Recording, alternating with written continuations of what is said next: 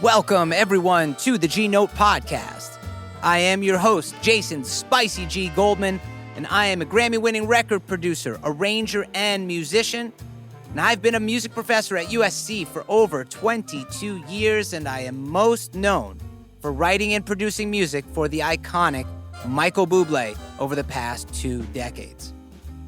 This is a podcast for musicians who want advice and strategies on navigating the music industry.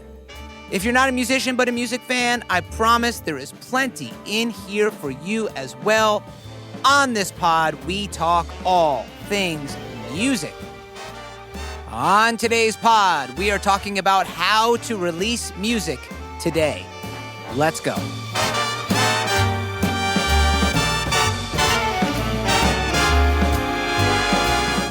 All right, today I am talking about my recommendations on how to successfully release music and grow a fan base.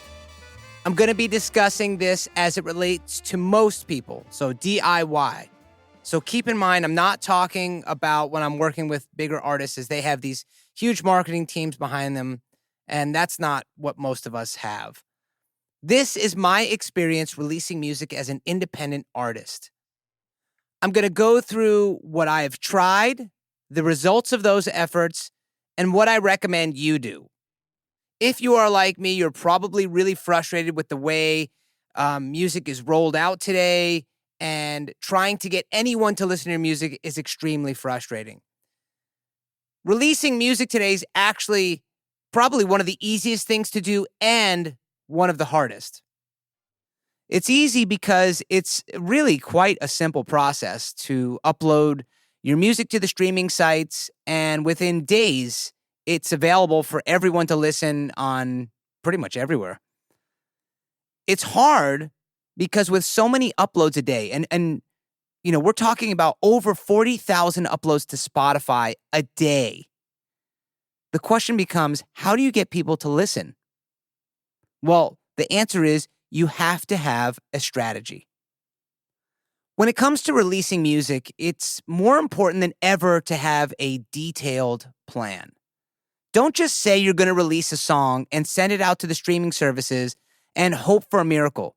That's just a bad plan. There are plenty of YouTubers who discuss release and advertising strategies and how to get attention to your music.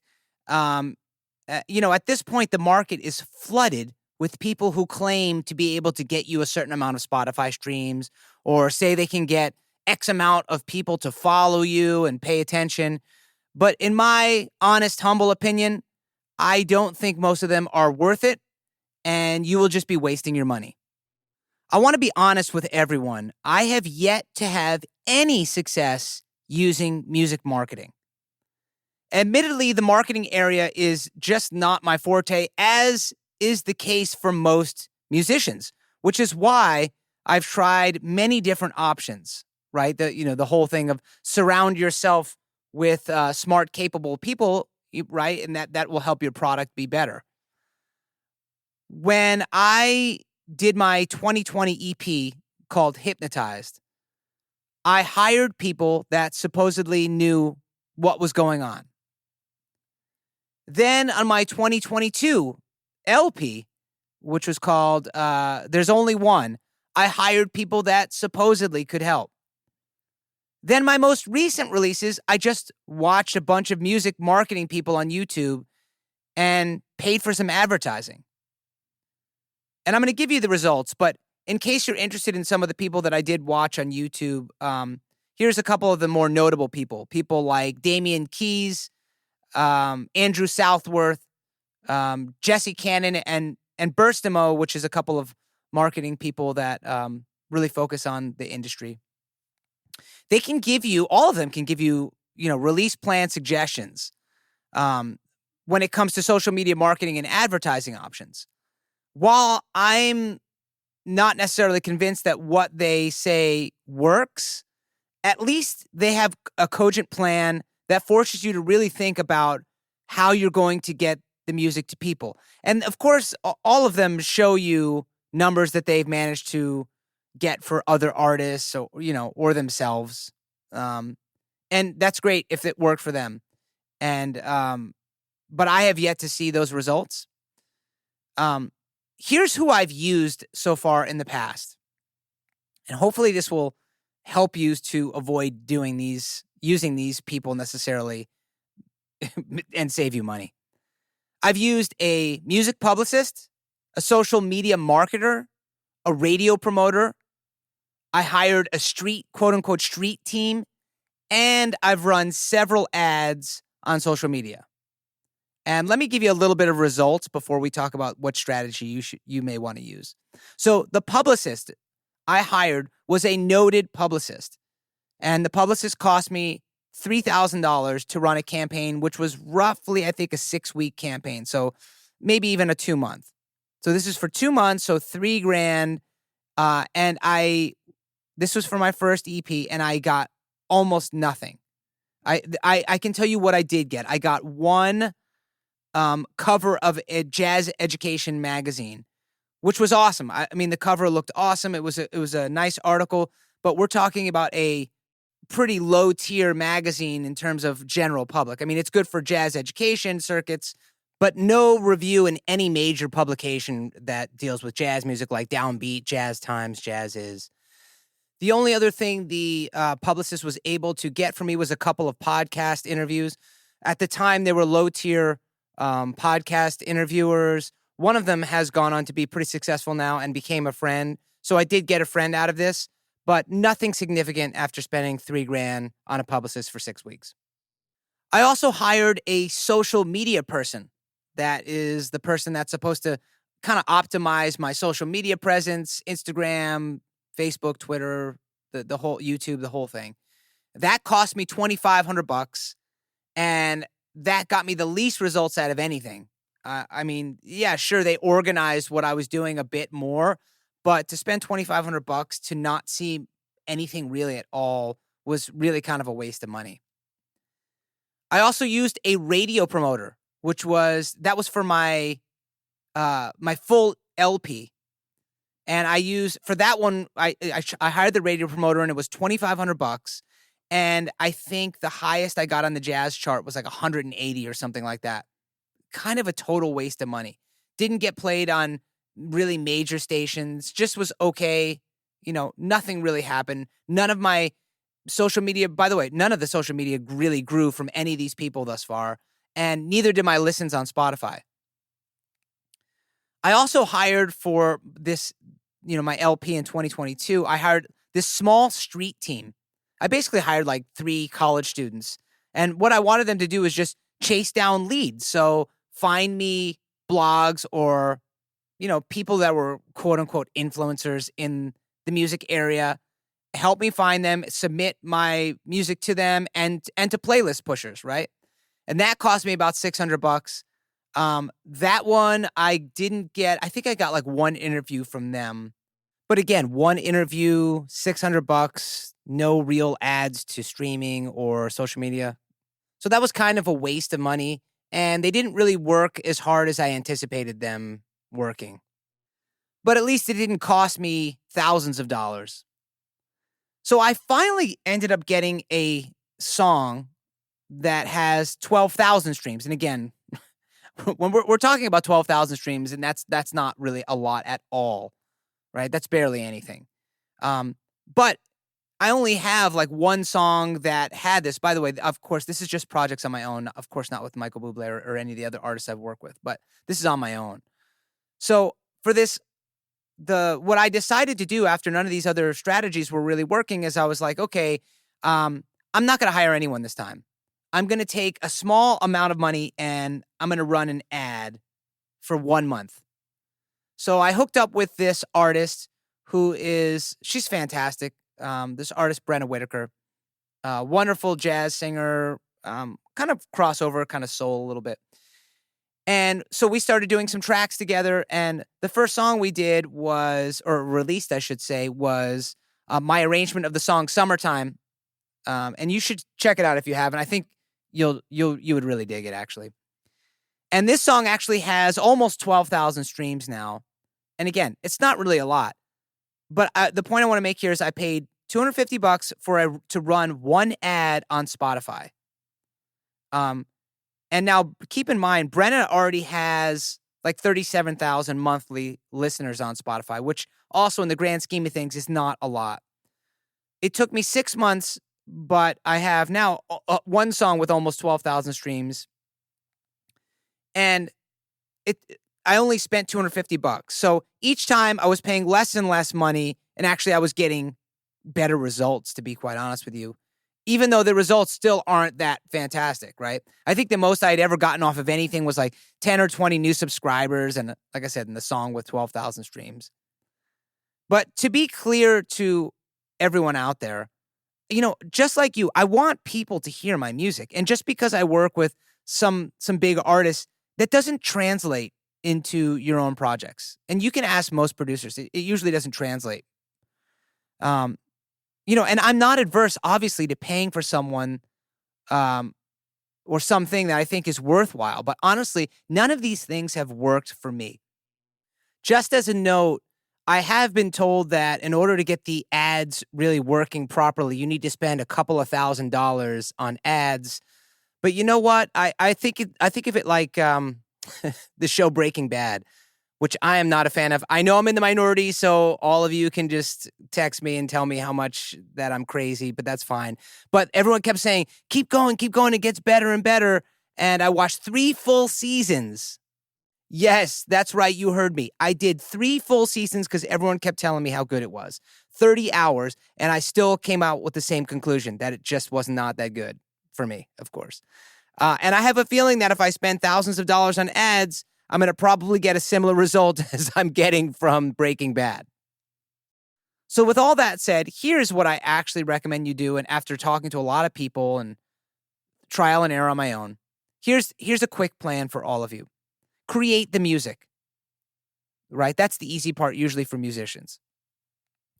Create both the master and the instrumental. So the complete version of the tune, and then take out the vocals and have an instrumental. Then cut out like 2 or 3 powerful snippets. They can be anywhere from 15 to 30 seconds.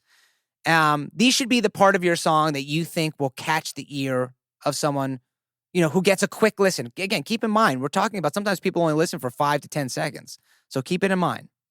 So that's the music portion. The next portion, create a cover. This doesn't have to be complicated anymore.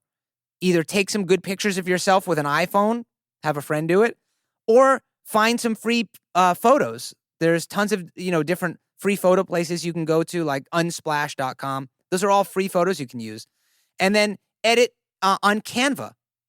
This is a website that's kind of like, it's like a Photoshop light, but very light. But you can do both, and you should do both portrait and vertical, right? Mostly vertical pictures at this point, because that's where everyone's looking on their phones. If you haven't used it before, you really should. They do have a professional level like subscription, but I just use the free version and it's amazing. It works great. You can get things done really quickly and it looks professional. Once you have those 2 done, go to the streaming platforms, right? There's a bunch of them you can choose, right? I use CD Baby, but you can use like DistroKid or TuneCore or any of the others are fine. The reason I choose CD Baby, or I like CD Baby, because I don't like paying annually or a subscription for all of my releases. I think it was like TuneCore or one of the other services. I think actually the other ones. If you don't make sure to maintain it every year and pay the money again, they take the music down. CD Baby, you pay the one-time fee. Yes, they take a little bit of a percentage of your royalties, but you know what? In the grand scheme of things, that's totally fine to me. As long as I don't have to worry about it ever coming down again, I'm totally good with that. So it'll take you, I don't know, a few minutes to upload everything, cover art, music, make sure you get all the license. If it's a cover song, you need to get a quick license. Just go to easysong.com for that. And you can have your music up really quickly. Now the harder part comes. All right. Create 10 to 20 pieces of content. Again, this comes from some of the YouTubers that I watch, and it is actually true. It's actually really, you can create 10 to 20 pieces of content really quickly, right? You should be including those short snippets that you, of your music that you made sure to print. You need, I would say 10 to 15 good photos. I mean, just take them. You may only use 2 or 3 of them and just edit them. That's fine. And you need some video. Take, again, 4 to 5 different pieces of video. You can cut them all up, chop them up into smaller bits. Some should be high quality. Some should be like mid. And then some just off the cuff of you talking, saying, hey, I got a new song out, blah, blah, blah. Right? And you can create 10 to 20 pieces really quickly, within a 2-3 hour time block, maybe even shorter.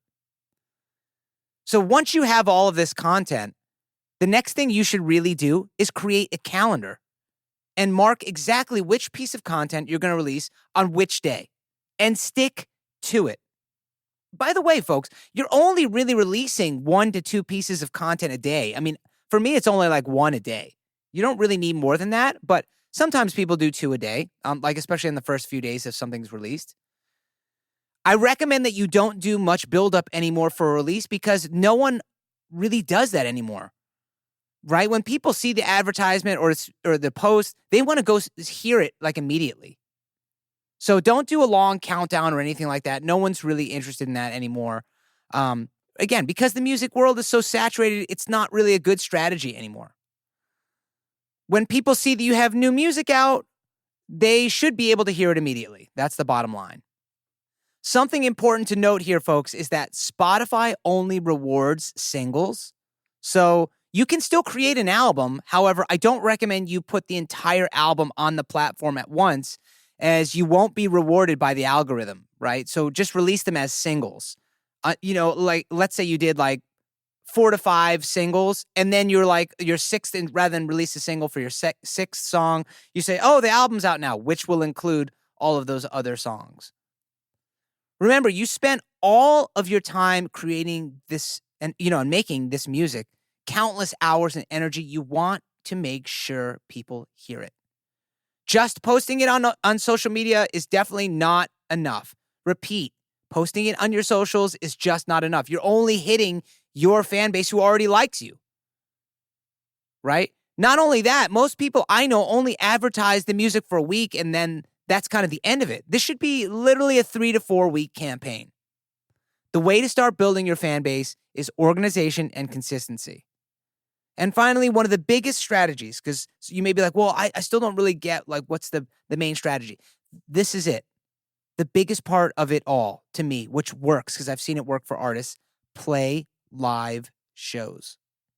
If you truly want to create a fan base that's a real, true fan base, make sure people are hearing you live and you are playing shows. Start locally and gradually play more venues a bit further from where you live, and you will have a fan base that really loves what you do, hopefully. And they will come to your shows, and they'll be the ones that buy your merch. The people online aren't connected like they are, when they see you play live. So for all the talk about social media strategies and trying to get people to notice your music, the best way, in my humble opinion, to do this is just go out and play shows for live human beings that can come and watch you play and experience what you are doing. If the experience is that good and they love your music, you'll have a fan for life. Folks, we have come to the end of this episode for today. If you haven't already, please subscribe to this pod so you can stay up to date with new shows, giveaways, and more importantly, say with me, of course, the concerts. Come out to one of our live shows. We're usually at the Vibrato Jazz Club. That's my 17 big band. You can also follow me on Instagram at SpicyG or check out my website, jasongoldmanmusic.com, to see what projects I'm currently working on and to see when I'll be performing next. Thanks so much for listening, everyone. Much love. Peace.